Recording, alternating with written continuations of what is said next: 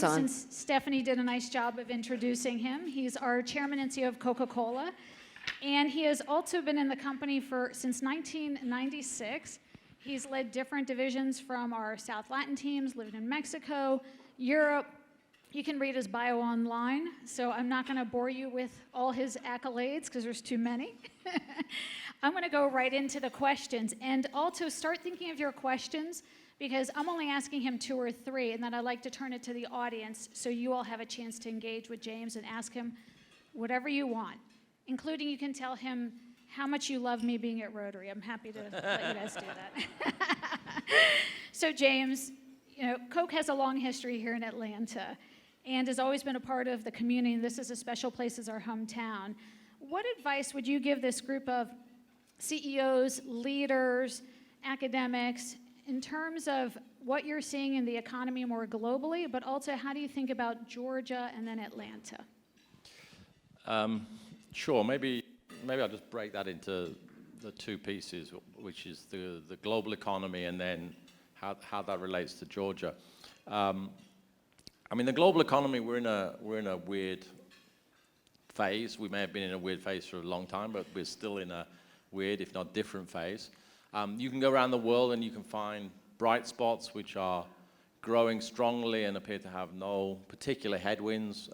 A number of emerging markets, India. You have other countries where exactly the reverse. They got all sorts of structural problems. Obviously, Turkey had a lot of economic problems. Now it's got a natural disaster. A lot of people died, a lot of suffering there.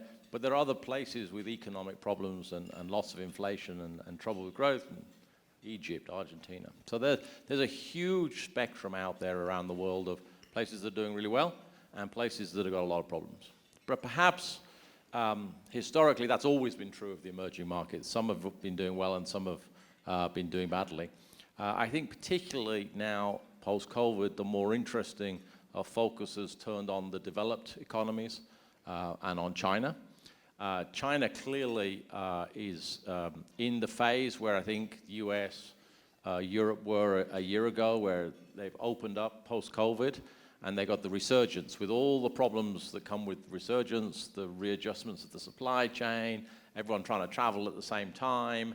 And we lived through that period, and that's kind of what's happening in China. How that'll all net out, I've heard forecasts about air travel, and I'm going to wind the clock back 2 months. The forecast 2 months ago was Chinese air travel in the first quarter of this year was going to be 20% of pre-COVID levels. In the second quarter, it was going to be 50%, and in the second half, it was going to be equal to pre-COVID.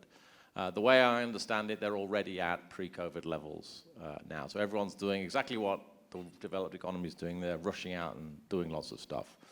And then you've got the developed world. And there is probably the biggest difference to what has been happening historically in the last 10 or 20 years. We've got a burst of inflation in the US and in the developed world. And it has a whole set of origins. I think we'll be debating exactly what those were for many years to come, and that will fund many academic studies and careers. But at the very least, there was a lot of money injected into the economy after the financial crisis. There was a lot of money injected into the economy in COVID. There was a lot of disruption to the supply chains, which even with fixed demand, once you reduce supply, you're going to drive inflation. Of course, the war in Ukraine. And I think it was to be expected that it would take time to work out. If you go back historically and look at what happened after the Second World War, where a lot of the developed economies had been orientated to military production, switching that to civilian production took a whole number of years. There was lots of supply disruption, and actually, interestingly, there was a burst of inflation, and interest rates ran below inflation for 3 or 4 years. And so we're not in a totally dissimilar phase now. So I think likelihood is inflation will begin to moderate as we get out at the back of this year, and things will start stabilizing. But it won't be an overnight thing, as we have all understood. And I think the last thought on the global economy and making the bridge to Georgia. How I was in Davos a few weeks ago, and Larry Summers and I were sitting having a conversation, and we're debating all this thing about where's the global economy going, and in the end, it's like, okay, no one knows. And I think Larry then posed the question, it's like, okay, so how likely is it you think it will be better versus how likely it is you think it'll be worse than what you think the central view is? And I think most people would go, it's hard to see it being much, much better than forecast, and it's certainly easier to paint some tougher scenarios. And I think we've seen that as this year started, as the market started to think the Fed might keep interest rates, keep the foot on the brake a little longer. And so I think that's kind of where we are on the global economy. Certainly there was a little more pessimism a few weeks ago, and my view to Larry was, well, the pessimists talk louder than the optimists at this point in time. And I think that bears it out depending on which sector you're in. And the reason I ended the story on Davos, which was actually to Larry just after we saw Governor Kemp, who was there promoting Georgia. And I think Georgia has done a great job over many decades, and the last 9 years, whatever it is that they've got best state to do business in. And I think Coca-Cola, if you go back through decades of history, has been very supportive of the state and the city, and promoting Georgia as a great place to do business and a great place, obviously, to live. You know, you can go back in history. I'm not sure what all the machinations were, but at some point, the mayor of Atlanta and the Coca-Cola owners and executives managed to get Delta to Atlanta. I don't know if there's anyone from Delta here. They can perhaps fill in some of the blanks, but they had a very clear focus about what was needed to drive Georgia to be a great place to do business and a great place to have a headquarter of a global company.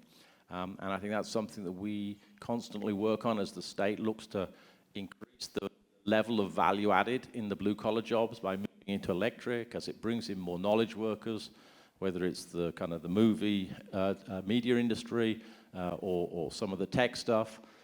We just need to keep upping our game as a state, so we continue to be a place people come to rather than go from. So let's take it one more click to Atlanta. So we have our bottling partners in the room around the table that way, so I can't really see. But United is our hometown bottler here and are actively involved in the philanthropic efforts as well. And I know, James, that's something important to you. We just recently hired in a new president of the Coke Foundation, Sadia, who I think some of you have met. If you haven't, that's where you send the proposals to, so get to know Sadia. She's fantastic.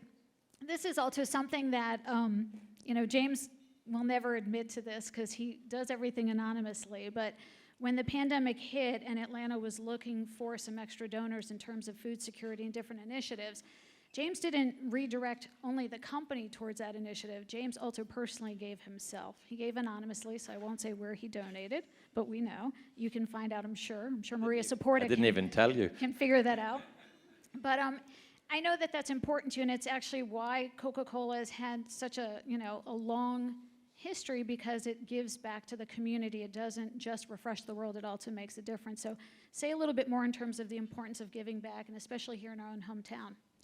Yeah, and I see it as a continuation of the mission the company and the company's founders and shareholders started on. And I think they had a very clear idea, perhaps not always, articulated in modern business speak and mission statements and all that sort of stuff, but they had a very clear idea that both for business reasons and societal reasons, that they viewed that the whole state, the whole community needed to benefit from growth. And you can look back over the long history of Coca-Cola in the state to see how Woodruff and the original founders and shareholders donated. I mean, lots of land, lots of buildings. You don't have to be a rocket scientist to go around the state and the city and find, and if you get the list of the executives and the shareholders from the last few years, you can find a whole load of things that are named after them, because they've been giving for a very, very long time. And we have seen it as our mission to continue to build on that. And we do it in lots of different ways. We give directly through the Coke Foundation. As B said, Sadia has just come in to run that. We give tens of millions over the last few years into the city, and we'll keep investing. We obviously have there's a network of foundations through the state that connect to these old shareholders, whether it be the Woodruff Foundation itself, Lady Pate Whitehead, Haley, Goizueta, and actually someone did a calculation that about 10% of all the dividends or more that come out of the Coke company every year go into kind of foundations and shareholder donations that ultimately flow down into Atlanta to really create the space to make sure everyone has opportunity, access to opportunity, to continue to join in the community and help drive growth, whether it's investments in early education, investments in the environment, investments in some of the very underprivileged communities with the at-promise centers and things. And they have always sought to help bring everyone along. Because in the end, I think underlying it was this idea that if everyone can't at least benefit and access the opportunities from growth, it was going to be a problem, not just for the society, but for the business itself. So, and we could talk for hours about that, but I'm going to give you one last question, and then the audience can think of their questions. Just know that tomorrow is earnings, so we're in a quiet period, so I know several of you understand that, so you can't ask a question about how our business is performing, because James cannot answer that, because if he starts to, I'll take his mic and we'll cut him off, so he's not allowed. So last question. You've refined the portfolio in Coca-Cola and made some very difficult choices. There's a lot of, I'd have to say, former Tab drinkers in this audience. You took away their brand. But tell us a little bit about what was your thinking in terms of rationalizing the portfolio and how you think of, the products and servings, or products and portfolio we serve today.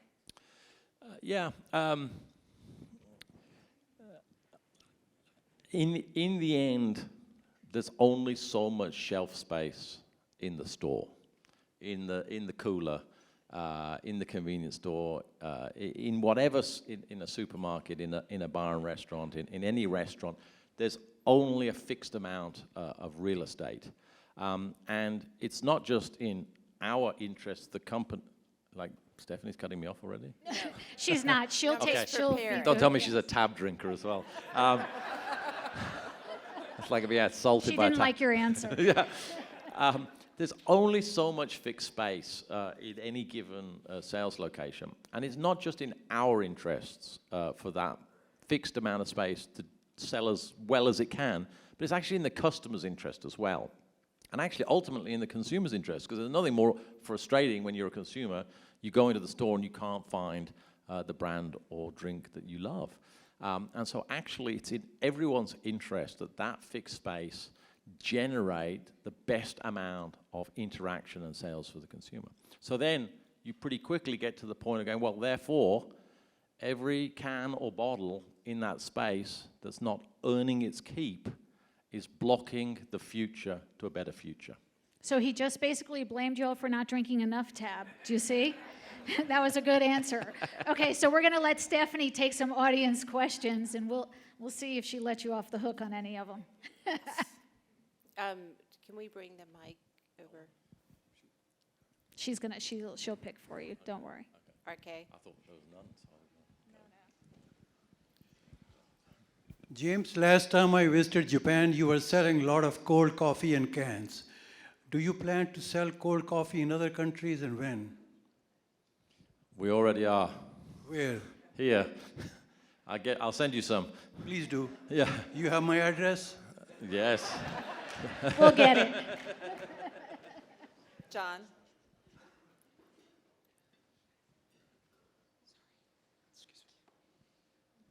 Speaking of shelf space, when will the back-to-back national championship Coke bottle be on the shelf for Georgia?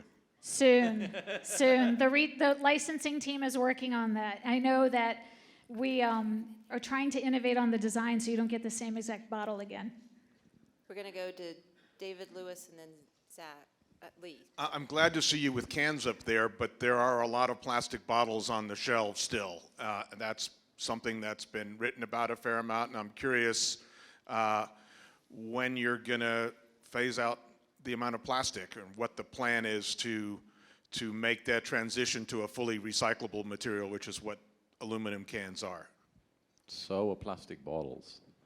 The key question on all packaging material, whether it be plastic, aluminum or aluminium if you come from a different part of the world, glass, cardboard or whatever, I think the plastic and the packaging ends up in a cul-de-sac and a dead end when it becomes, I just don't want that material.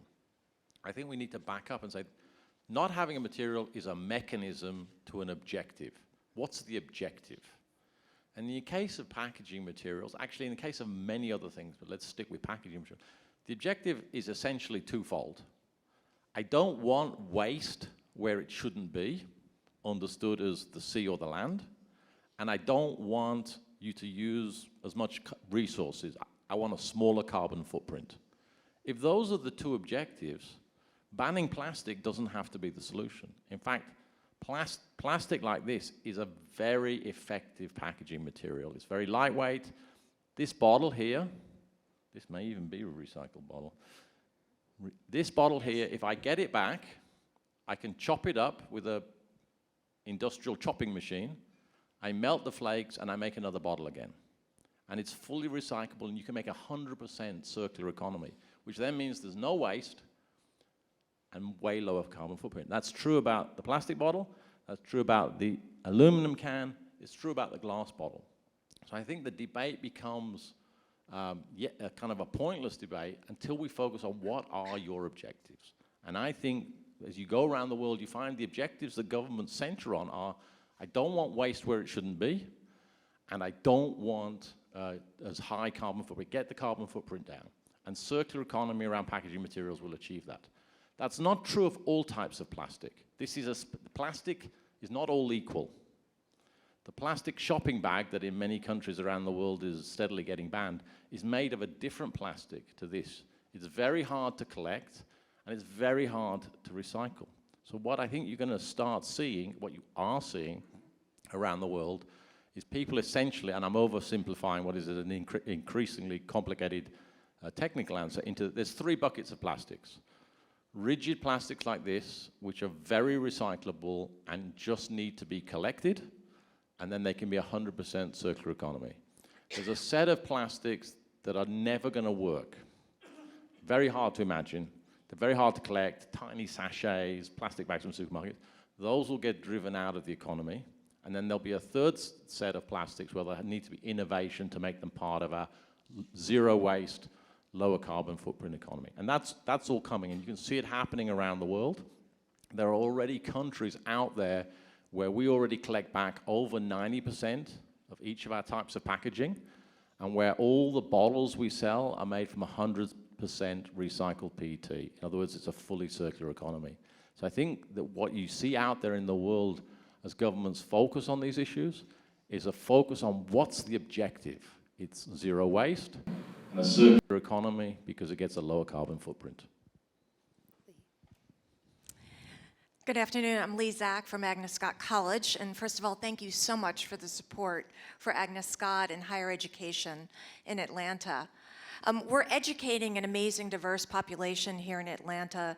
Agnes Scott has no ethnic, racial, or socioeconomic majority on our campus. You mentioned blue-collar jobs, but our students want to know what the jobs are of the future for them. What are the skills that you see are needed for the future of jobs for Coca-Cola in Atlanta? Sure, I wish I could tell you the answer a long way out, but I'm not sure I can. And I think that's part of the challenge going forward, is that skills, certain technical skills will continue to evolve. But from a white-collar point of view, there are a whole set of skills in the workplace that are not, are you an electrician, can you run a computer, are you a lab technician? They're about your ability in the workplace, adaptability, the curiosity to keep learning.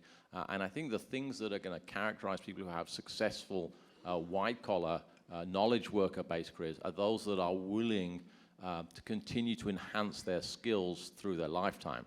I mean, put it simply, if we all think back, most of us are of a certain age in the room, if you think back to when we left school and the sorts of things we were doing versus the skills we need now, so many things have changed.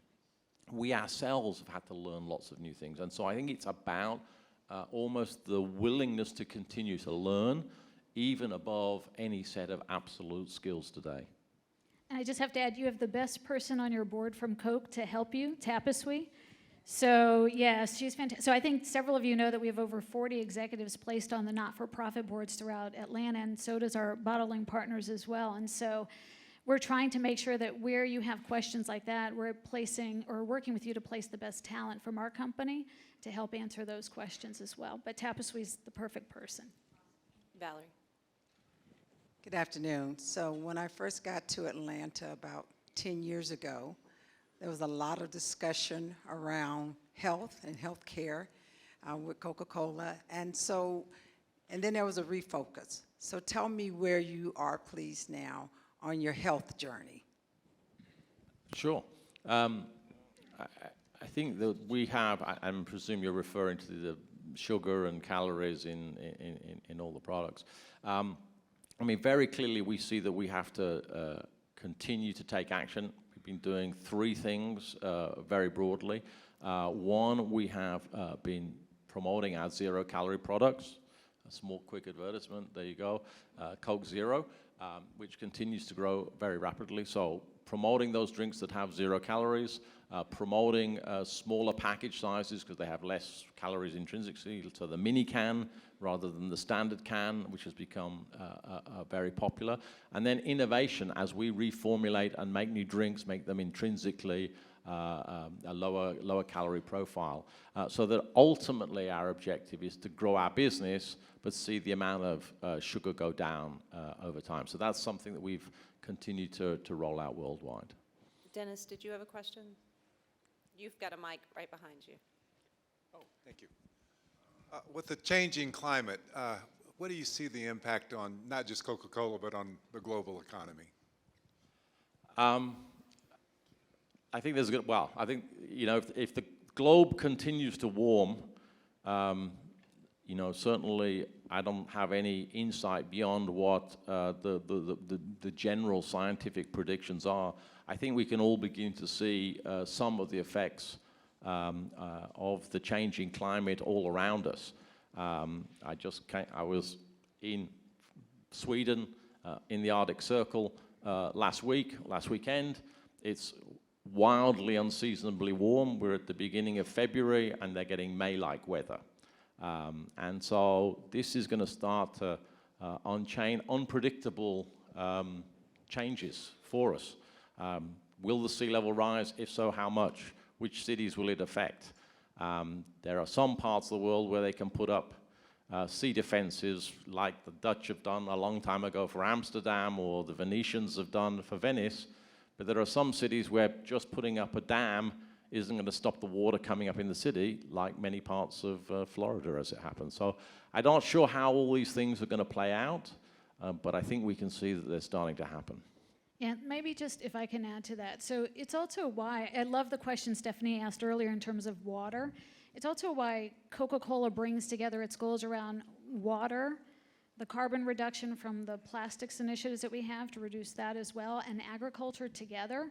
Because the impacts, if you look at our risk reports, we actually disclose the risks on climate change or weather pattern changes to our agriculture, ingredients, and water. And so it's really important for us to, even though we met some of our water goals in 2015, 5 years ahead of schedule, we actually added additional goals in terms of high-risk locations because 40% of our volume sits in high-risk locations.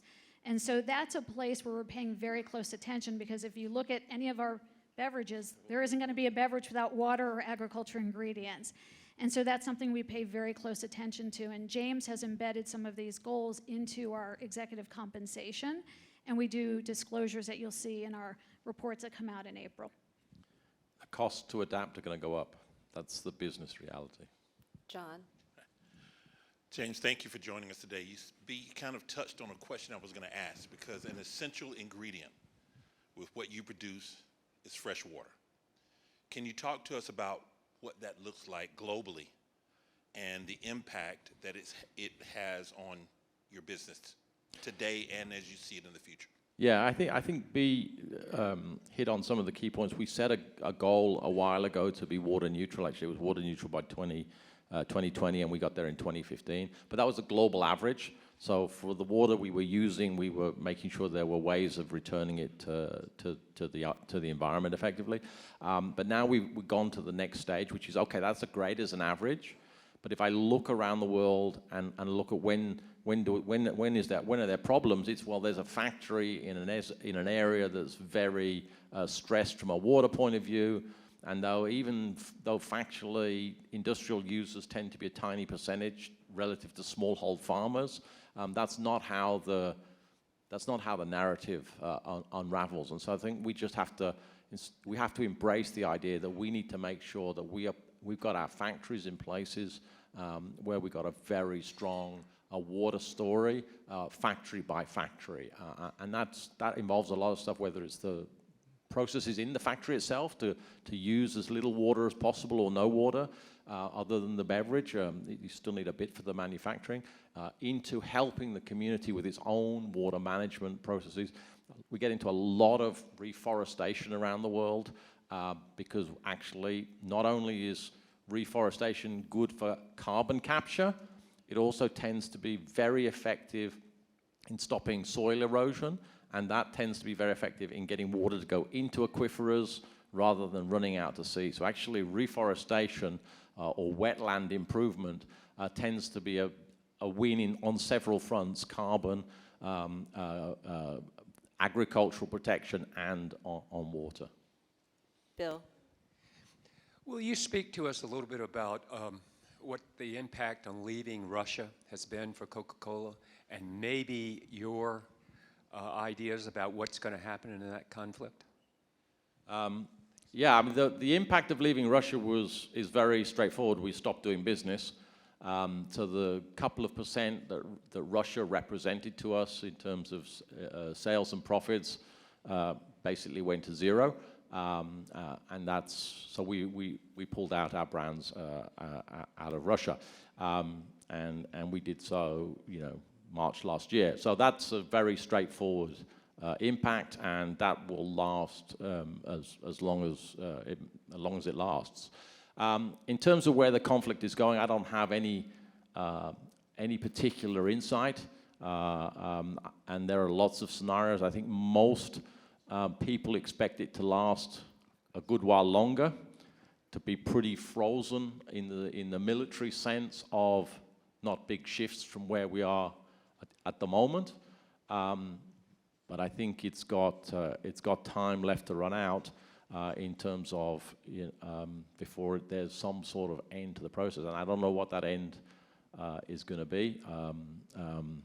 There's certainly a lot of closed circles that are focused on that. I mean, there are a lot of articles today just about it's a race to see who can make more ammunition because they're expending it so quickly, one side against the other. So I don't know how it's going to end. I don't expect it to end quickly, but hopefully it will. Katie? James, Katie Kirkpatrick with the Metro Atlanta Chamber. Good to see you.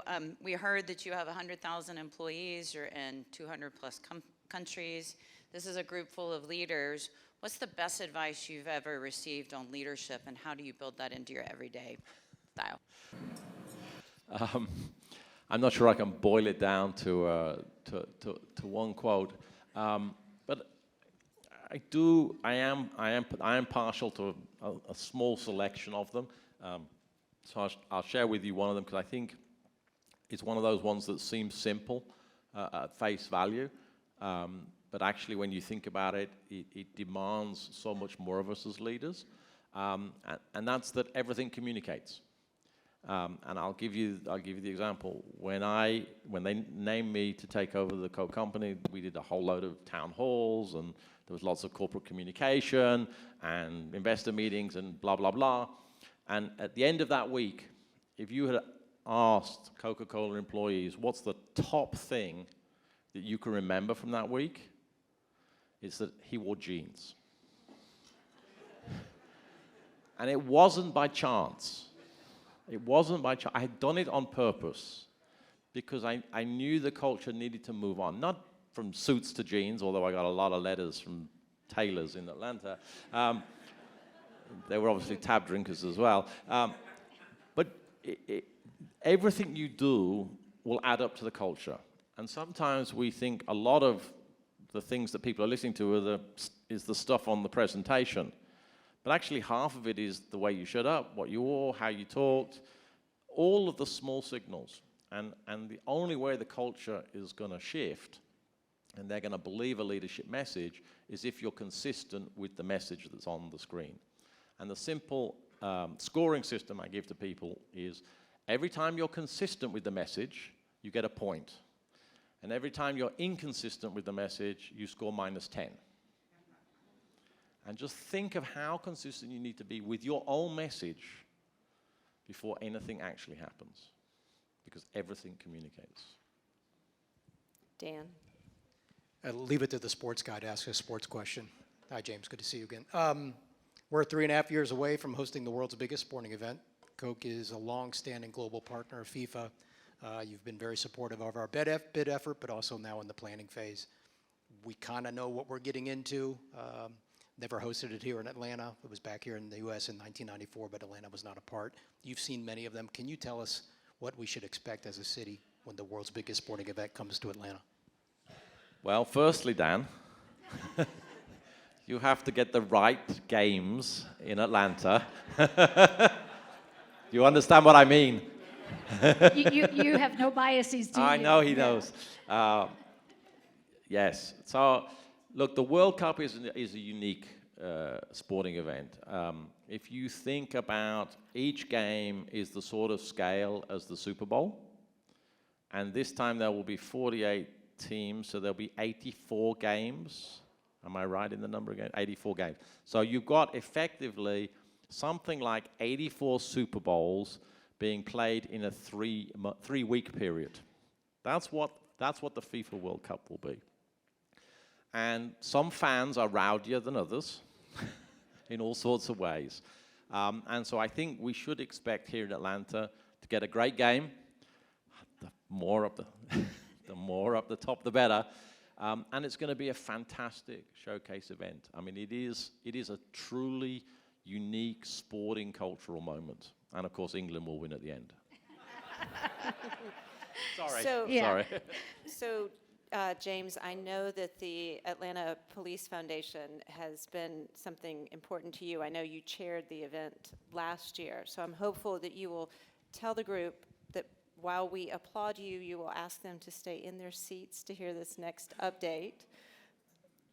Yes, stay in your seats. Yes. Stay in your seats for an important update from Dave. We need more training. That's the update from Dave. So with that, we have to get rid of Yes. James. He has earnings tomorrow and board. And one of his directors is in here keeping an eye to see how long he stays in here. So please join me in thanking James Quincey, and then we will welcome Dave Wilkinson.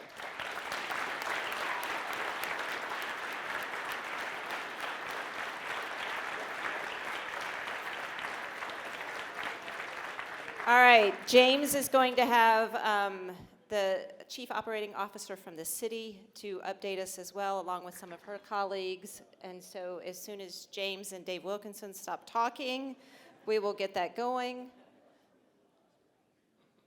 I would like to know what that update was all about. All right, come on, Dave, we got to get going. Well, thank you, President Stephanie. And as many of you know here in the room, I've briefed you all several times on this incredible project to build a new public safety training center for the city of Atlanta. And many of you know now we're under construction, and it's not without controversy. But obviously, it's an incredibly important time in our city as this public safety training center will support our public safety efforts here in Atlanta for the next 50 years. And for that reason, President Stephanie and I thought it'd be good to get an update today on where we are with this project. So we're happy to have with us here today, and hold the applause till I introduce all three of them. But our Chief Operating Officer, Lisa Gordon, our Chief Administrative Officer from the Atlanta Police Department, Peter Amon, and our Deputy Chief Administrative Officer from the Atlanta Police Department, Marshall Freeman. I'd ask all three of them to come to the stage, and please give a big round of Rotary applause.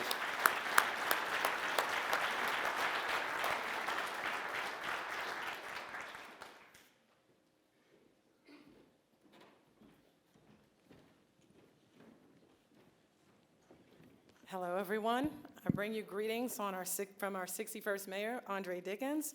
Pleased to come and share with you today. As Dave Wilkinson said, the Public Safety Training Center is one of the projects for the city that is based on need. And I think we wanted to come and share some facts today. Some may say these are fun facts, some may say these are alternative facts, but they are the facts. So just wanted to share that with you today. And then I have Peter and Marshall who are here. They've been working directly with the project. So if there are specific questions about where we are, some of the more technical things, I will keep it high level. And I did bring some pictures because a picture is worth 1,000 words in terms of, you know, what are we talking about. So let's get started. I have the clicker here, so. All right, I have to point it, or? Okay, I'm hitting the green button. Okay, so this is the site. It's 385 acres. You see the part, there's a kind of an easement that goes straight through it on the right side, on my right, your left probably, is just green space that is active but passive. So that will be programmed out, and that's some of the work we're gonna do. On the left side is some of the fields and areas where they maneuver, as well as the building. So one thing that has been said is that there will not be adequate green space. There's 385 acres, and the footprint on that's gonna be developed is about 85 acres. So please. So number one, there's been a lot of questions about the tools. What are we doing? First of all, it's a public safety training center.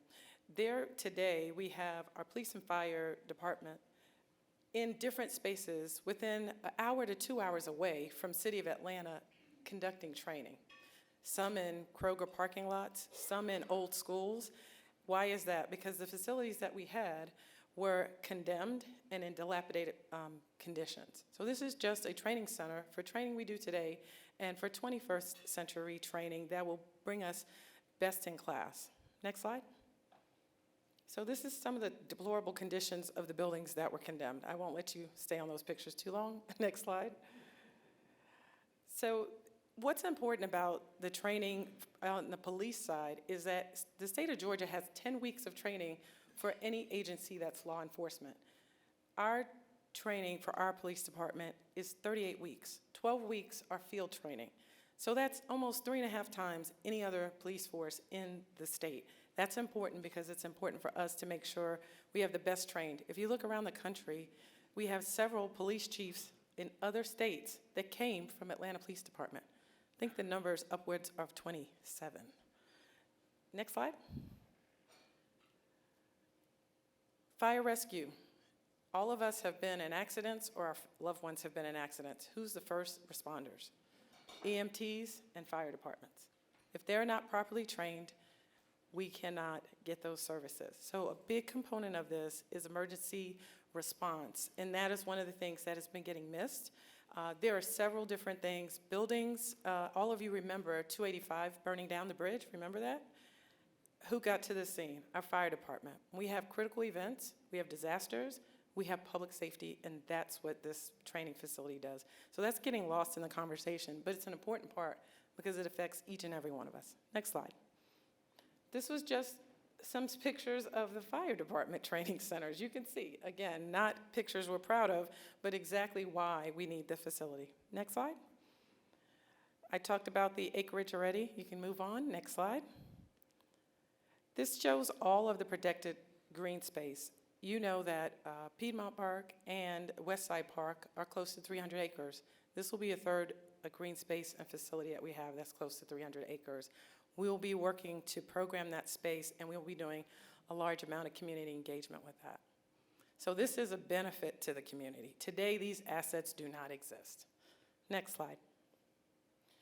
There's a huge, this is what I call urban myth. This is not a forest. This site in 1974 was the former police and fire training academy. I have some pictures to show you that you can see that. If you also look at the species that are in this property, it is mostly invasive species. And we have partnerships with groups like Trees Atlanta and other groups and they can attest to that. Next slide. This is a picture that shows you some of the previous concrete and what has grown over the kudzu that shows this is really not a forest. So just the language has been out there that it's a forest. You can see if it was previously developed and it's overgrown, there's not really that opportunity for it to have been a natural green space. Next slide. This is some of the contamination that was on the site. We took out 18 truckloads of tires. One of the things that was happening is some of the groups that opposed this site were setting fires to these tires. And one of the reasons why we removed it is because it is a huge environmental hazard to burn tires. But this was happening time and time again. Because the site is off and most people don't see that, folks were not aware of that. And that was going into the property and as well as Entrenchment Creek. So this conversation around environmental protection is very important. It is important to us, but some of the facts that people are not seeing are other things that were going on. Next slide. We also made a commitment based on that to replace every hardwood that we found. We had established it's not a forest. It has invasive species, but if we find a hardwood, we're going to replace it with 100. So that tells you right there that there is a huge commitment to that, and there is plenty of green space that we show that was not encumbered by development, nor will it be in the future. Next slide. I talked a little bit. Next slide. I just wanted to show you the pictures of the previous police academy that was there. It was actually built by some of the officers that raised money for the training site. So this is a site that got overgrown over time once it was built out, and that's the pictures you saw. So if you connect the dots, there can't be a forest where there was, development of this level. Next slide. There was a conversation, there's been a quick conversation about how big is the facility because it's on 85 acres. 85 acres allows it to be a campus. It allows it to be an access point for the community. Many of the communities, the 6 neighborhoods that surround the site, have been directly engaged in the planning, program, and design so that they can use the facility. So it is an open campus, open facility, but it's much smaller than many other academies around the country. For example, New York City, 750,000 square feet, and they don't have any areas where they do maneuvers like for the fire department. That's just a police academy. Next slide. We've had several meetings with the Stakeholder Advisory Committee for the center. Those are the people that live directly around it. So I know you've seen some of the news where there are people that from all over the country, different places have come because they feel strongly about this work and they may not support the center. But the people who live adjacent to it and who've lived adjacent to it for years are the folks that have been extensively involved in stakeholder engagement. It's one thing for me to say, I think you should do this in your community. It's another thing when it's on my property or right next to my property. So we actually engage the people that would be directly affected by it. And some of those people have been put in a position where they're making their position known about their community that affects them directly, and they have been put in a position where they have been targeted because of their views. And so the most important thing that we think is people should be able to share their views, speak their views, peacefully protest. We don't want to move to anything that's intimidation or targeting of folks. Next slide. This just shows a few of the changes based on the community. We moved the driving range about 100 feet back. There are some additional buffers and some other changes. So it just shows that it's an extensive amount of input from the community. Next slide. This was another depiction of where we've moved things away from the community, so you can see that they're not adjacent to those communities that were directly impacted by it. Next slide. So these are a few facts. I think just what's going to be there. There's going to be an emergency vehicle operations course. We talked about some of the reasons why public safety and EMTs need to be able to learn those maneuvers so they can safely support emergency efforts. There'll be some housing for police and fire rescue. There'll be stables for our mounted patrol and green space, again, with amenities and some other things that the community can be part of it. And so I wanted to just share that as part of this conversation, there's a lot of misinformation out. So we wanted to make sure you had the information that you need. I think that's it. Next slide. I think that's the last one. Thank you. So we've got city leadership here today to answer any questions. One of the first things I want to start with, that you hear this referred to Cop City a lot. That is a derogatory name given by the folks who are disrupting down there.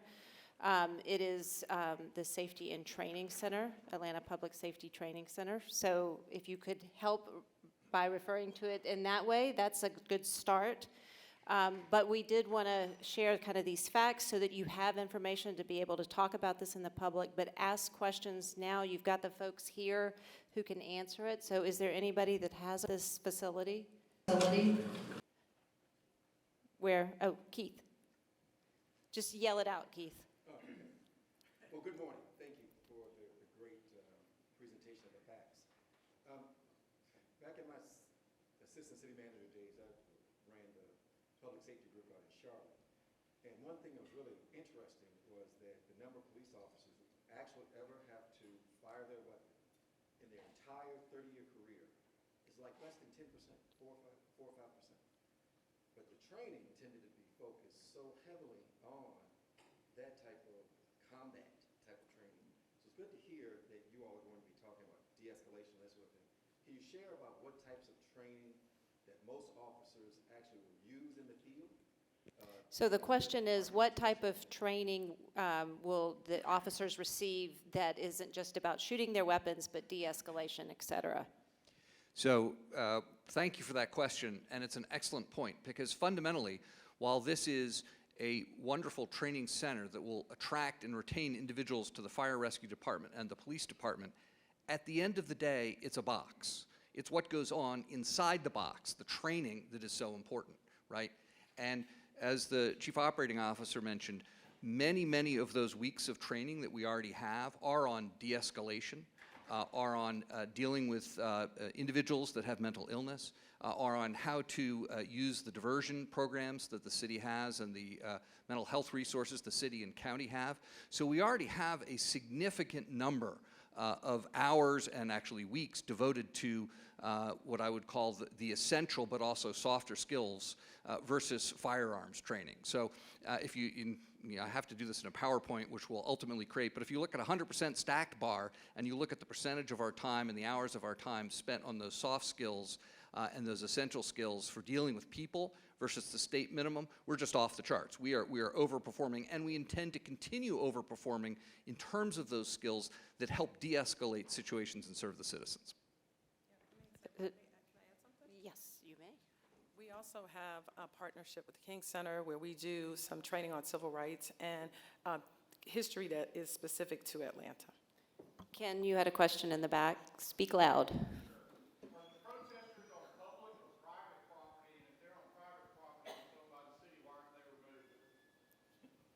Well, the protesters have by and large been on private property, either city-owned, owned by DeKalb, or owned by some private developers in DeKalb.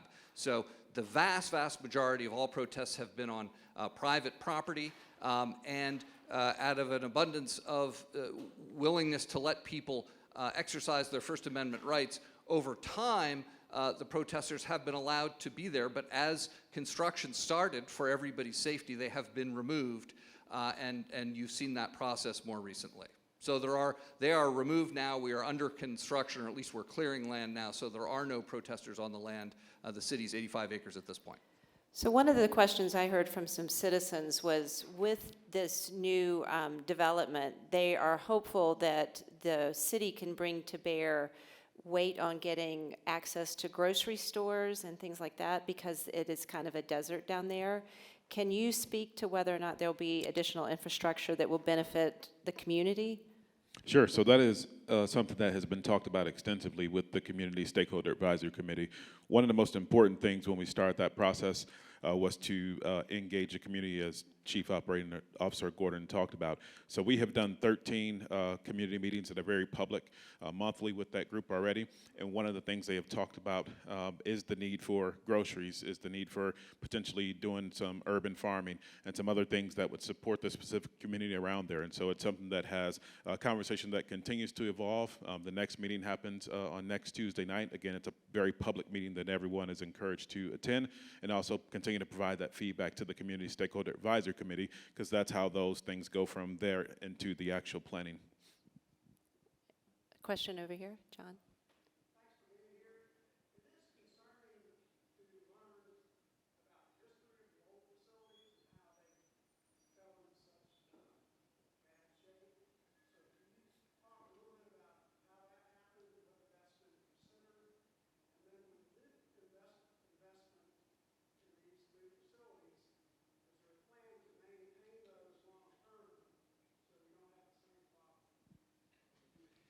Yes, the short answer is, and by the way, unfortunately, while those were particularly terrible facilities that had to be shut down because they were a hazard, it is true that in the city of Atlanta, we do have other facilities that we have not invested in over time. The good news is that over the past number of years, the city's fiscal situation has improved.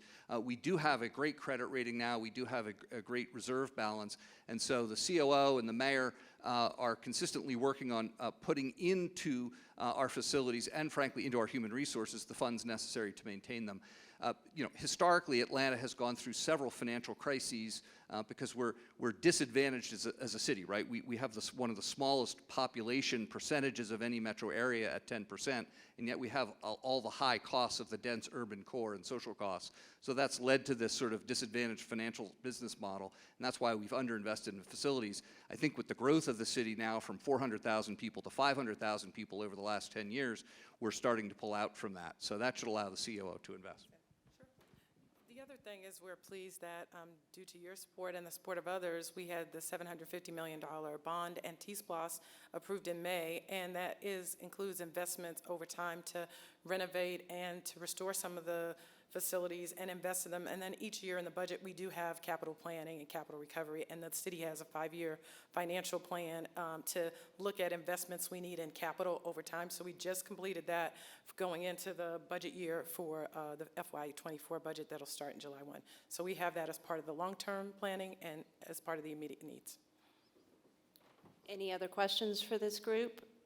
I will remind everyone that these are posted to YouTube, these presentations, so you have this as a resource to share with people who may have some misinformation about what's happening at the police training facility. But I want to take a special thank you. They did this on very short notice for us, but because of the protests and what's been happening, we felt we should update our Rotary membership as well. So please join me in thanking all of these folks.